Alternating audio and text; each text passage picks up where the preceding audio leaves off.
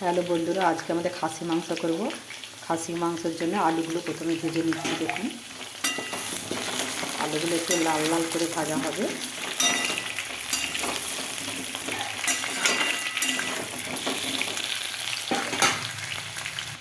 এই যে খাসি মাংসটা দেখছেন, এটা ভালো করে ধুয়ে নুনটা মাখিয়ে রেখেছি। দেখুন, তারপরে আপনাদেরকে আমি ফোড়ন টোড়ন দেওয়া সব কিছু দেখাবো।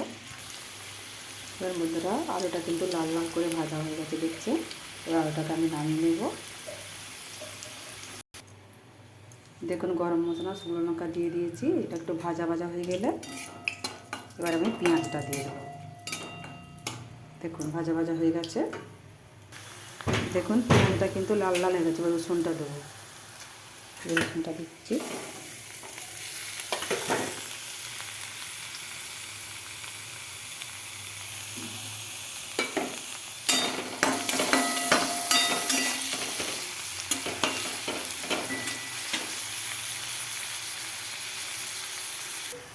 এবার রসুনটা ভাজা ভাজা হয়ে গেছে। এবার আমি আদাটা দিয়ে দেবো। দেখুন, আদাটা দিয়েছি। আর আদাটা নাড়বো। আদা ভাজা ভাজা হয়ে গেলে টমেটোটা দেবো। দেখুন, টমেটোটা দিয়ে দিয়েছি। টমেটোটা হয়ে গেলে তারপরে আমি বাকি হলুদ গুঁড়ো, লঙ্কা, জিরে গুঁড়ো আমি দিয়ে দেবো।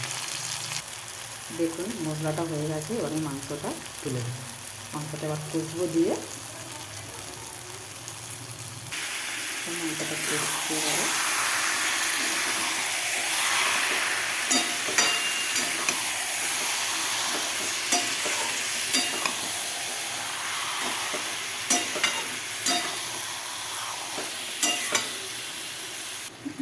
দেখুন, মাংসটা কষে এবার স্বাদ মতো নুন দিয়ে দিচ্ছি। যে যেমন নুন খেতে পছন্দ করে সেরকম করে দেবেন। আর মাংসের ঝোলটা একটু পাতলা হবে।